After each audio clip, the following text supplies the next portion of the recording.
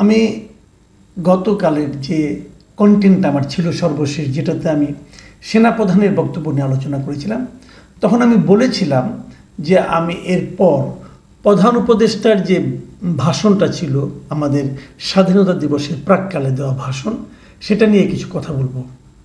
আজ সেটা নিয়ে কথা বলার জন্যই এই অনুষ্ঠানের অবতারণা।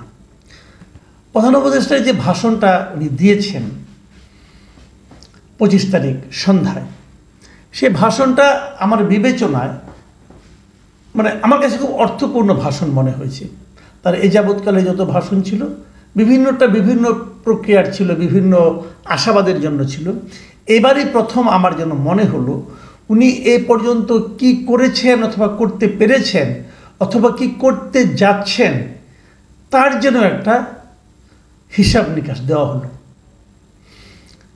এবং আপনারা বোধহয় লক্ষ্য করেছেন, আপনারা দেখেছেন কিনা জানি না, উনি অনেক কিছু নিয়ে বলেছেন। কিন্তু দেখুন, প্রথম প্রায় 3.5 মিনিটের মতো আমি শুনলাম উনি কেবল দ্রব্যমূল্য নিয়েই কথা বললেন, যে এই সরকার দায়িত্ব নেওয়ার পর একটা বড় চ্যালেঞ্জ ছিল রমজানে এবং ঈদে জিনিসপত্রের দামের লাগাম টেনে ধরা, বিদ্যুৎ সরবরাহ নিশ্চিত করা। এই যে কথাটা উনি এটা দিয়ে শুরু করেছেন এবং এটা উনারা ভালোভাবে পেরেছেন, এ কথা উল্লেখ করলেন। আমি ওনার এই বক্তব্যের সঙ্গে দ্বিমত পোষণ করব না। আসলে অনেক বছর পর আমরা দেখলাম যে এবার রোজার মধ্যে মানুষের মধ্যে দ্রব্যমূল্য নিয়ে কোনো ধরনের হাহাকার নেই।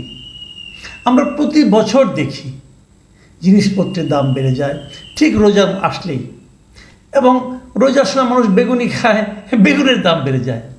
এবং আপনাদের মনে আছে নিশ্চয়ই, এটা নিয়ে আমাদের সাবেক প্রধানমন্ত্রী নানা ধরনের ক্যারিকেচার করেছেন। আমি বলবো কীভাবে বেগুনি করতে হবে, কাঁঠাল দিয়ে বেগুনি করতে হবে নাকি মিষ্টি কুমড়া দিয়ে বেগুনি করতে হবে, এসব উদ্ভট সব তত্ত্ব উনি ঝেড়েছেন।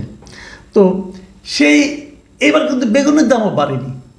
টমেটোর দাম প্রতিবার আমি দেখেছি ঈদের সময় রোজার মধ্যে 100-150 টাকা কেজি হয়ে যায়। আমি গতকালকে টমেটো দেখলাম 20 টাকা কেজি। চিন্তাই করা যায় না। আমি এটাকে সাফল্য বলবো এই সরকারের। এবং এটা যে সাফল্য, এটা কেবল আমার বলার দরকার নাই, সরকার প্রধান নিজেও বুঝতে পেরেছেন যেটা একটা সাফল্য ছিল। এবং এই জন্যই উনি প্রথম 3.5 মিনিটের মতো প্রায় এই সাফল্যের কথাই বলছেন। আমার ভালো লেগেছে। বিদ্যুৎ মোটামুটি ছিল, তারপর লোডশেডিং হতো, বিদ্যুৎ যেত, গ্রামের দিকে আরও যেত। ঢাকা শহরেও আমি যে এলাকা থাকি সেখানেও বিদ্যুৎ আজকেও গিয়েছিল, আমি দেখেছি। কিন্তু এটা অল্প সময়ের জন্য, এটা সহনীয়, এটা হতেই পারে। বাট গ্যাসে কিন্তু ঝামেলা করেছে। দেখুন, বিদ্যুৎ নিয়ে কথা বলেছেন সাফল্য, বাজার দর নিয়ে বলেছেন সাফল্য, গ্যাস নিয়ে কিন্তু একটা কথা বলেননি। গ্যাসের ঝামেলা ছিল। আমার কথাটা হলো কি, উনি একটু বড় মানুষ, তাই না? রাষ্ট্রের প্রধান, সরকারের প্রধান ব্যক্তি উনি। তো উনি জনগণের সবগুলি ইস্যুকে টাচ করবেন, এটা আমরা চাই। যেমন সাফল্যের কথা বলবেন, তেমনি ব্যর্থতার কথাও বলবেন। যেগুলো পারেননি সেগুলো কেন পারেননি সেটা বলবেন। কিভাবে এই না পারা থেকে উত্তরণ ঘটবে সেটাও বলবেন। আমরা তো এগুলো আশা করবো, তাই না?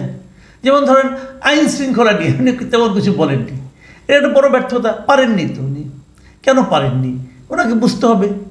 যদি যে ব্যক্তিকে, যেমন ধরেন আপনার বাজার দরে, আগে যে ব্যক্তি উপরে দায়িত্বে ছিল বাণিজ্য মন্ত্রণালয়ে, উনি ব্যর্থ হয়েছেন। ওনাকে সরিয়ে দিয়ে কিন্তু নতুন একজন বাণিজ্য মন্ত্রণালয়ের উপদেষ্টা নিয়োগ করা হয়েছে। এই ভদ্রলোক প্রথম দিকে আমার বিবেচনায় ভালো করছিলেন না। আমি ওই সময় তার তীব্র সমালোচনাও করেছি এবং আমি জেনেছি এই সমালোচনা নিয়ে উনি দুঃখিত হয়েছেন, অনেক কিছু বলেছেন, আমাকেও অনেকে বলেছেন, যার কটা দিন দেখেন। তো তখন সমালোচনা করেছি, এখন কিন্তু প্রশংসা করছি। ওনার সঙ্গে আমার কখনো দেখা হয়নি যে উনি আমাকে প্রভাবিত করেছেন এই জন্য ঘটনা, তা না। আসলেই তো তাই হয়েছে। দেখুন, আমি একটা কথা বলি, আমি আগেও বলেছি, এখনও বলি, আমি মানুষ দেখি না, আমি কাজটা দেখি। এই ভদ্রলোক শুরুতে কাজ ভালো করেননি আমার বিবেচনায়, আমি তার সমালোচনা করেছি। এই ভদ্রলোক এখন ভালো কাজ করছেন, অন্ততপক্ষে এই ক্ষেত্রে, বাজার দরের ক্ষেত্রে করছেন, আমি তার প্রশংসা করছি। হিসাব কিন্তু সিম্পল, ব্যক্তি বলে নয়। ওই ব্যক্তিটা আমার কাছে ইম্যাটেরিয়াল, ওটা গুরুত্বপূর্ণ নয় আমার কাছে গুরুত্বপূর্ণ হলো তার কাজটা। কারণ ওই ব্যক্তিটা কে, কেমন, লম্বা কিনা খাটো নাকি ফর্সা না কালো, এটা আমার জন্য গুরুত্বপূর্ণ না। উনি কী কাজ করছেন সেটা ইম্পর্টেন্ট। এবং সেই কাজটা যখন ভালো করবেন আমি প্রশংসা করব। আপনি বলবেন যে কেন ভাই 2 মাস আগে তো তার সমালোচনা করলেন, এখনও প্রশংসা করছেন কেন? কারণ 2 মাস আগে তার কাজ আমার পছন্দ হয় নাই, কাজে সমালোচনা করেছি। একই কথা, কিন্তু উনি বাজার দর ভালো করেছে, কিন্তু উনি কিন্তু দেখেন চালের দাম কমাতে পারেননি। চালের দাম কেন কমছে না এটা আমার কাছে ক্লিয়ার না। আশা করি এই ব্যাপারে উনি নজর দেবেন। চালের দাম বেড়েছে, হু হু করে বাড়ছে, কিন্তু চালের দাম কমাতে পারেননি। তেলের দাম কমাতে পারেননি, তেলের দামও বাড়ছে। তেলের দাম ওনার হাত দিয়ে বেড়েছে প্রথমে, সেটাও কিন্তু ওনাকে দেখতে হবে। আর আইন শৃঙ্খলা নিয়ে যে কথাটা আমি বলছি, এটা একদমই নাজুক, এটা আসলে ভালো অবস্থায় নেই আমি মনে করি।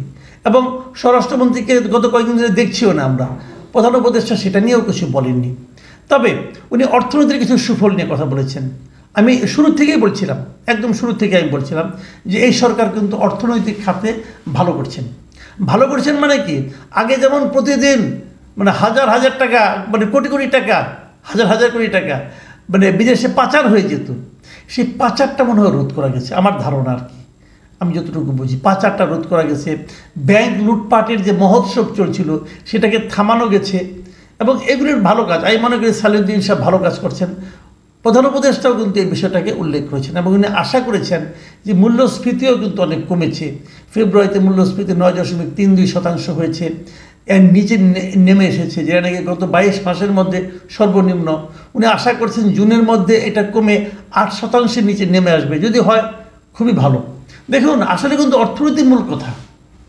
যদি আপনার পেটে ভাত থাকে, যদি বলে না পেটে থাকলে পিঠে সয়, তো অর্থনীতিটা যদি উনি কন্ট্রোল করতে পারেন, মানুষের যদি দ্রব্যমূল্য যদি নিয়ন্ত্রণে রাখতে পারেন, আমার মনে হয় এটা একটা ভালো কিছু হবে। উনি কিছু পরবর্তী জায়গায় কিছু কথা, দুটো কথা বলেছেন, দুটো আমার ভালো লেগেছে। একটা হলো যে উনি নতুন কিছু প্ল্যান করতে যাচ্ছেন।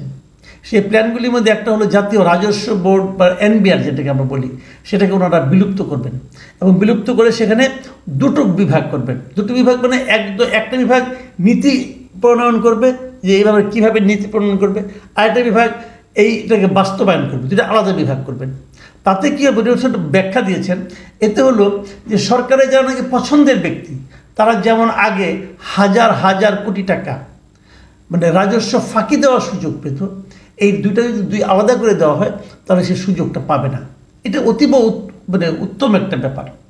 আমি মনে করি সরকার তো বুঝতেই পারেন এই যে এত বড় বড় কোম্পানিগুলো আছে, বড় বড় প্রতিষ্ঠানগুলো আছে, তারা কত টাকা রাজস্ব দেয়, এটা দেখলেই তো বোঝা যায় যে কে কত রাজস্ব আসলেই দিচ্ছে, কে কত ফাঁকি দিচ্ছে। বড় বড় ব্যবসায়ীদের এই ফাইলটা ধরে টান দিলিতে হয়। আরেকটা জিনিস যদি বলেছেন, সেটা হলো যে উনি চীনে যাচ্ছেন আগামীকালকে, মানে আজকে উনি চীনে যাচ্ছেন। সেই চীনে যেয়ে উনি কিছু কাজ করবেন, সেখানে ওনারা কী করবেন, চীনের বড় বড় ব্যবসায়িক প্রতিষ্ঠানের সঙ্গে উনি বসবেন বলেছেন। চীনের প্রেসিডেন্টের সঙ্গে চীনের সঙ্গে বসবেন, এটাও একটা ভালো খবর।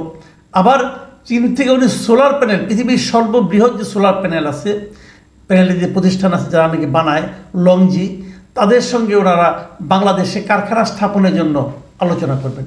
এগুলো ভালো।